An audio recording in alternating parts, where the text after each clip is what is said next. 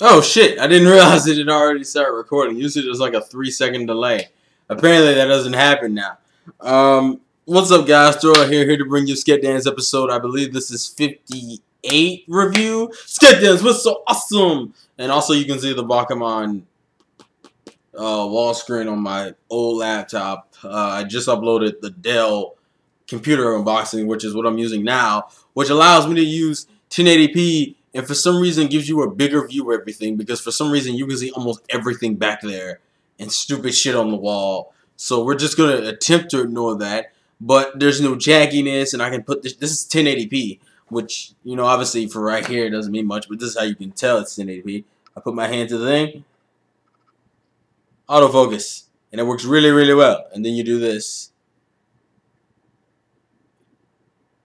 I guess, I'm not even sure. Is that too much?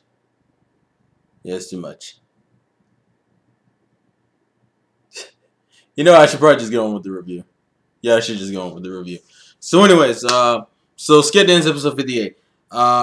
If you want to know the reasoning for why it took so long, this whole computer bullshit setup was really what took that long. The episode was fucking hilarious. Like, the first half of the episode is, like, hands down probably one of the funniest episodes. And it's such a basic premise. Really, the theme of this episode this episode is a paradox. For the first half of the episode, it's essentially Balsoon drinks an invisible potion made by Chusan, and his idea is to just scare Himiko, which he actually does do. And then the rest of that half of the episode is him trying to get back without becoming visible and naked in front of everyone. It's like it's a stereotypical Invisible Man plot, except it's more focused on the invisible turning normal thing. Because usually, if you watch older cartoons like from the 90s, usually they do the whole Invisible Man joke. But the joke is that at the end of it, they get theirs by, you know, turning visible naked in front of everybody. That's usually a gimmick with this. The difference with this one is that this one is more focused on the nakedness and the fact that he's not, you know, it's not like a backlash for Balsoon necessarily because he scared Himiko, but just because, you know, you don't want to get royally, you don't want to be seen naked and as a pervert in the middle of fucking Japan because you, like a dumbass, decided to run around naked.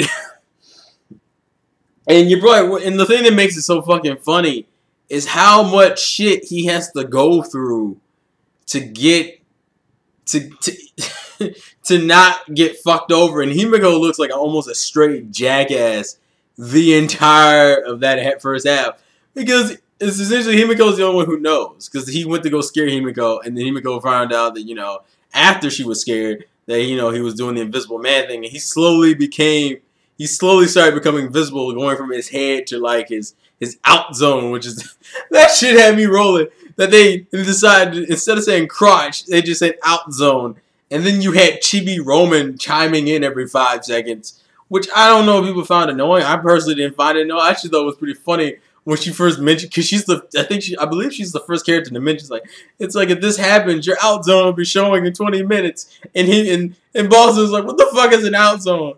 Which, like, it's like a weird breaking the fourth wall thing because Chibi Roman is supposed to be telling us the viewer things, but she accidentally will interact with, like, the characters. Like, she reacts with Himiko, and she even reacts to... I thought Boston actually picks her up in the middle of a scene. So it's like her way of breaking the fourth wall for this episode, but on top of breaking the fourth wall, she's even breaking the own rules in her own... Like, it's funny as hell, and it's ridiculous. And just the shit, they try, like, for example, it gets to the point where his head is visible, and the idea is to make it look like Himiko is carrying his head, so he doesn't just look like a floating head. And there's this scene where, like, they're standing at the bus stop, and she's holding his head, and it freaks everybody out, especially because Boston's eyes moves over, and they're like, oh, it was ridiculous. Also, the reason why she was at the store to begin with, she was getting stuff to get ready for her dad's birthday party, which obviously I doubt wasn't going to go anywhere. I think that was just a plot device, if anything else. But for some stupid ass reason, she gets, like, the hero of the day, like, little sachet, and then, like, a fucking horse head mask costume. So to hide Boston's severed head, they have they put that on Boston's severed head and have like and Himiko's like guiding him around like a moron, and she still looks like a jackass. And then what made it worse is that she tried to like run away from the situation, and that didn't even work. Because Boston was like, "I'm never gonna talk to you again if you put me through this shit. Like if you leave me alone and leave me with this shit, I promise you I will never talk to you." And it was hilarious. Um, and then that's that other part of it where it was like. They decided to take the bag, and for some stupid ass reason, she made him put on the sachet with the bag, and then she pretended to be like this wife going home to cook food, even though she's technically holding a fucking bag with a fucking horse head sticking out of it for some stupid reason, and a sash and like a hero sachet, and it didn't make any fucking sense.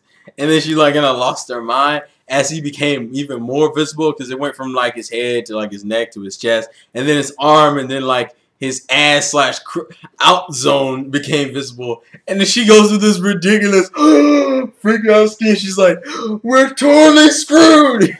and she and it's like, and she runs away. And it's like Boston screaming with the horse head on. So it's like a horse wearing a bag and a stupid hero sachet. It's like, "Can you see it? Can you see my outazone?" She's just like, and what made it even more ridiculous is that she's running away from him and he's following her, and then like they run into Switch and he's like, "Oh look, it's Switch. God help us." That shit had me rolling that fucking "God help" thing. It's Switch period. Like these are like the funniest facial shots I've seen from Switch period. Like that. There's like this one scene where he literally looks like Gintoki in one of these scenes, like where he has like this really like I don't know, it's like the it's like the angry looking like he looks kind of like confused and annoyed at the same time because he's walking out of like an anime store and they're trying to explain everything to him, which was hilarious. Like, I'm sorry, like that first half was just strictly hilarious. And then the fact that what they had to do was use like his anime posters to wrap around his crotch was hilarious. And then they kind of throw in Chusan's daughter at the end, where it's like Chusan gets a text message from his daughter saying that she drew a picture of this animal that she saw around town, and the animal in question just happened to be Boston wearing all that ridiculous shit. And then he runs into the fucking the science room to Chusan looking like that. It's like the hilarious thing. And honestly, the fucking eye catchers had me rolling.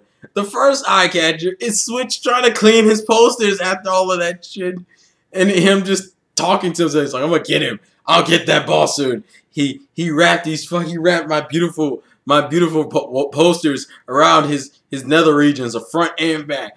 You know what? You know what I should do? I should have the right to punch him. You know what? I should go and punch him right now. You know, we should all go punch Boston right now. Then the second half is Chusan's daughter going, "Daddy, what's an out zone?" And then Chusan's response is, "It's a dick." I'm like, what? What was the point of fucking saying it's an out zone if you're gonna break your own logic and call it? And it's like, Chusan, you have a daughter. Why would you say that to you like an 8-year-old daughter what an out zone is? Like you have an 80-year-old daughter and now know what a dick is. It's like, oh god, it was. I'm sorry, that one had me. The first episode had. And that's only the first half. I'm like almost not missing. I only talked about half the episode because it was so fucking funny. I was rolling at 10 in the morning. My mom thought I was on crack because I'm just laughing my ass off at 10 o'clock in the morning from this shit. I've watched this episode maybe like 3 times because it was just so fucking funny. The second half is a little bit less funny, but a little bit like really what the second episode boils down to is that there's like some random jokes about like Boston being weak as shit, not being able to pick up Himiko, and then he tries to pick up Himiko, and Himiko obviously has that same issue that all girls have. It's like, don't try to pick up girls and don't try to guess a girl's weight, and he gets kind of like punished for it, even though she was the one originally making fun of him for being weak as shit anyway, which is the only reason why he tried to pick her up was to prove himself. I guess that computer's not coming back on. But anyways, so Switch kind of brings up that he made an invention, which is literally a fat suit, a robotic fat suit that is stronger than the average sumo wrestler, which is like the mild joke they make because it looks like a sumo wrestler's bodysuit. And they have Boston in it, and it's kind of like that artificial intelligence thing where it's like it learns as it works with the person. There's not, and really that's kind of what the episode is like Boston and this robot body kind of creating somewhat of a bond together, only for it to in the end have to be cut short because it became too self-aware and it was willing to die with Boston. Hence trying to make Boston commit suicide, which was really dark for something that was originally so comedy oriented. But like, and what made it, but the thing is, you got attached to that fucking bodysuit because by the end of it, the bodysuit's like almost at the edge of the fucking school building, like on the top level, and it's doing like the peace sign and leaning out, like it's in a leaning pose before it shuts off. Like it understands why it must be shut down, and I was like, I like that fucking bodysuit. Like it was stupid.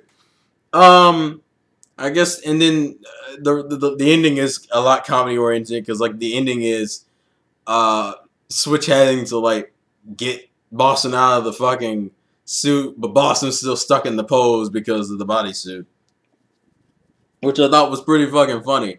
So overall, the episode was hilarious, and apparently next week is the Tsubaki and Daisy shit. So I'm looking forward to this. Ironically, I'm not gonna lie. Admittedly, I did not think.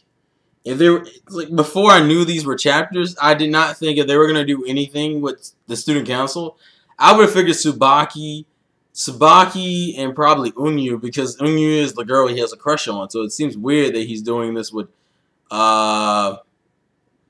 Daisy. But then again, we don't really have that much development for the student council characters anyway. Like I feel like the most well done is Tsubaki, and that's because of his correlation with Boston. But in terms of the other ones like Michiru, Agata, Daisy, and Unyu, we don't really know much about. I think out of those four, we only know something about Agata, and that's just the fact that he has a fucking little sister. Not really much. So this will be a nice welcome episode. I'm looking forward to this. I've been wondering what this is. I know this is like, what, for 3 or 4 chapters in the manga. In the anime, apparently it's just going to be 1 episode. So I guess they're going to throw everything in this fucking episode. So this will be fun to watch. I'm looking forward to it. This episode was damn near hilarious. This is probably one of my favorites just because how funny this is. Also, for some reason, because I want to see more, and this is kind of a dumb side note, but I want to see more One-san, Chu-san romantic-ish episodes mixed with Suzu. Because when I saw her in this episode, I was like, oh, right, you exist in this anime. You know what? I want to see more of you. And I want to see you and One-san together. Because I feel like that would be pretty fucking funny. I don't know if the manga ever goes into that relationship that well, but that's something I'm looking forward to. And I'm thinking after we get past the Tsubaki and Daisy stuff, we might go into School Rhapsody. Because, well, it depends. They might. It'd be kind of a nice way to end out. That's how I'm thinking they're going to end the season. They're going to end the season on School Rhapsody. And School Rhapsody is probably going to be about 3 maybe like 2 or 3 episodes. And I'm thinking every season's like 13 episodes. So around episode 62, 63, we should be done. And we'll probably get a new opening by the time we hit the summer. Well, we're in midway in the summer, I guess I should say. So, because we're in fucking May now. There's only like maybe 2 or 3 more episodes worth of weeks in May. So, yeah. But yeah, that's my Sket Dance review. Tell me what you guys thought in the comment section below. HD, even though I'm not really using it well. Ironically, this would have been so much helpful when I was doing the figure reviews, because then I could like put my hand in and it would actually focus, which ironically it doesn't want to do right now. Oh yeah, no, it is. My bad. It like focuses and then defocuses. And I think it has something to do with the light. Yeah, something to do with the light in the background. The light in the background is kind of fucking it up. Which, I guess, you know, it's a learning curve. I gotta figure out shit. But anyways, I'm going to leave this off. I'm kind of tired. I've been trying to get all this new computer shit set up and re-downloading every fucking program I have. That's why this laptop's here. I got to transfer a lot of shit over. You know, thoughts and comments in the comment section below. Thank you guys for enjoying the video. And I will catch you guys later. Sket Dance was so awesome. Peace. Oh, wait, hold on. This has been the vlogs again from your boy Terrell. Peace.